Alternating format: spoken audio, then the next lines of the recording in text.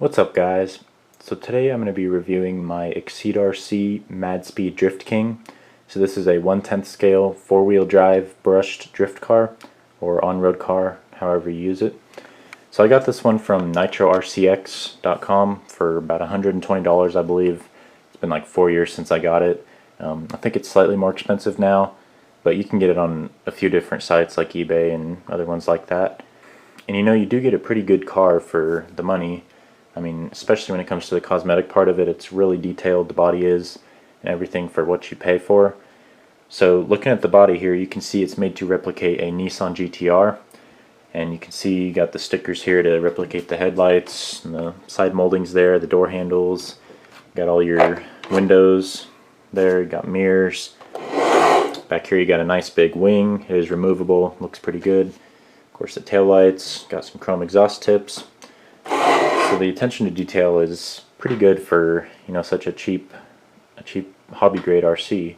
The body just comes plain, just the color when you buy it from the factory just comes plain, and they give you a huge sheet of stickers. And as you can see, I went crazy with the stickers, just put them everywhere. So the wheels that come on it, just cheap plastic wheels. Same with the tires, they're just not even tires really, just plastic stuff. But it is nice and slick, so perfect for drifting. Like I said, it's 4-wheel drive, so I mean it's that's all you need, just slick tires and 4-wheel drive, and it'll do a pretty good drift. You can see I've got quite a bit of curb rash on my wheels there. You can see you've got some imitation drilled rotors inside, so that's pretty cool. I mean, just little things like that, pretty neat little attention to detail that you get. So the body mounts here, these body posts are kind of eyesores from the factory, how big they stick out and stuff, but all you have to do is do a little trimming. As you can see, I've raised mine in the back here. It looks kind of stupid, but I did that so I could drive this thing on the road without the body scraping everywhere. But as you can see, you can slam it and it looks pretty good. Just trim those off and you have a nice sleek looking car. So that's the car itself. Let's take a look at what else you get in the box here.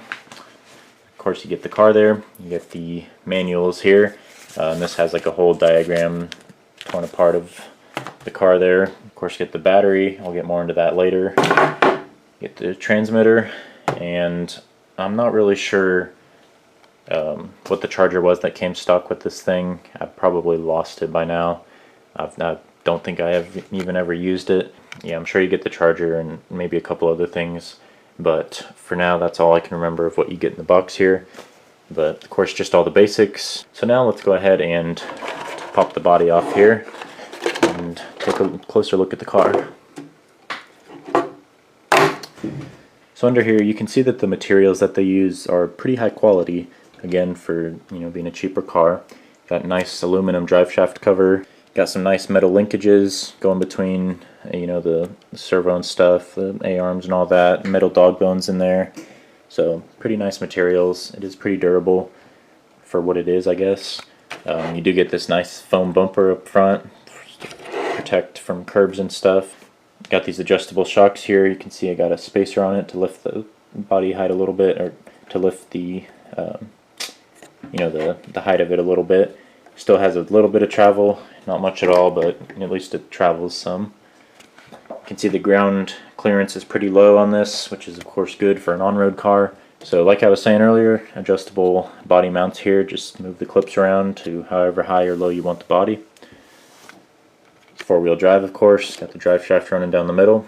The 4-wheel drive system is pretty strong. I mean, it's strong enough to throw this thing into a drift and you can hold a good drift for a while. So it works good, works together good.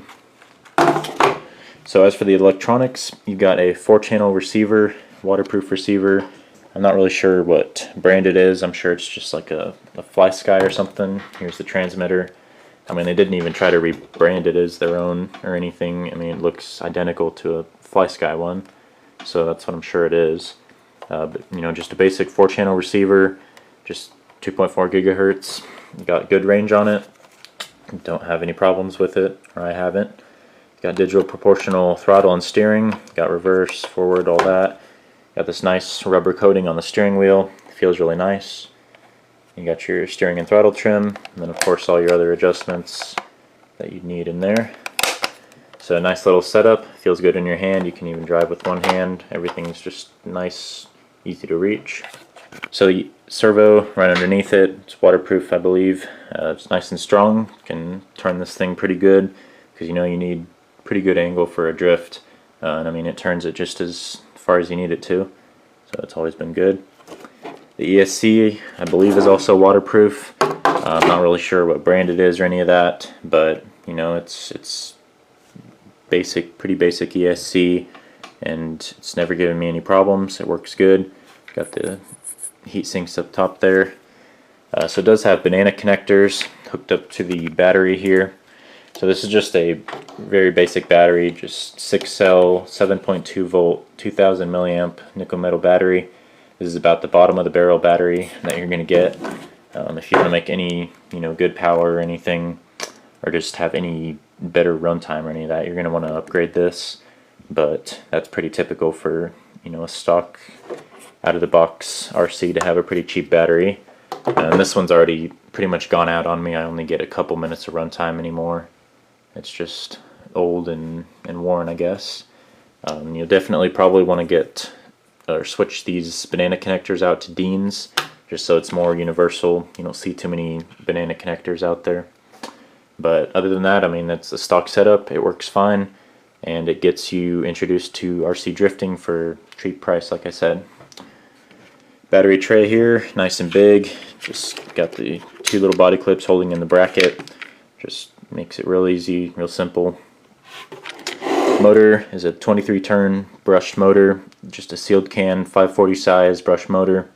Pretty basic, pretty cheap. It works just fine. It's a pretty good size motor for such a small car. But yeah, so there's the electronics. It all works together really well, and it is a pretty well sorted out car. In the back you got this little diffuser. I'm pretty sure it's just for looks. I don't think it could do anything. This thing isn't all that fast. But yeah, so that's pretty much a look at the in and outside of this thing. So now let's go ahead and take it on a test drive. Okay, so I'm gonna do the speed test here. I hope this battery's pretty much shot, so I hope it'll make one good pass at least. So right now this isn't really the ideal conditions for it here. I don't have the body on because it scrapes, because it sits too low, and then because I moved it back down since I filmed the first part of the video. And I don't have my street tires on. I have a set of street tires, but as you can see, the plastic drift tires just want to try and drift. But we're gonna go ahead and try it out, see if I can get any decent. I mean, that's full throttle. You can see it's just trying to drift. So yeah, I don't think this is gonna really work to get a good speed test, but from what I've done in the past with street tires on it, I believe I can get, you know, 25 miles an hour maybe. And you can see it's pretty slow right now because it's just sliding everywhere. But yeah, I mean, if you throw a set of on-road tires on it, it's not too slow, but it'll definitely need upgrades though if you want to make it fast. But you can have a little fun drifting out in the street here. Kind of cool. Until a car comes, it's kind of hard to get it off the street in time because it takes forever to get off.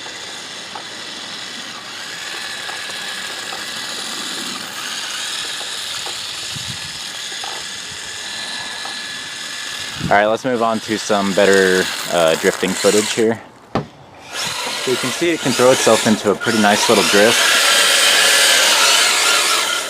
And then, you know, you can hold it in a pretty good little drift. It handles very well. I mean, it definitely is a capable drifter.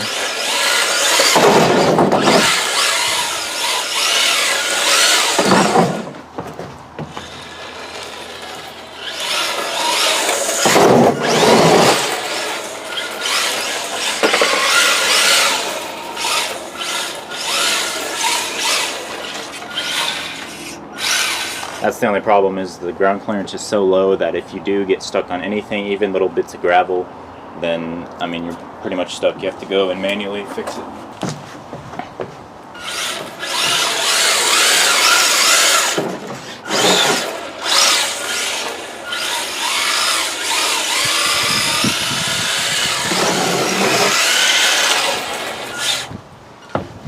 I mean, RC drifting is definitely a really cool thing. I mean, if you get really good at it, you can do some really neat little tricks and stuff.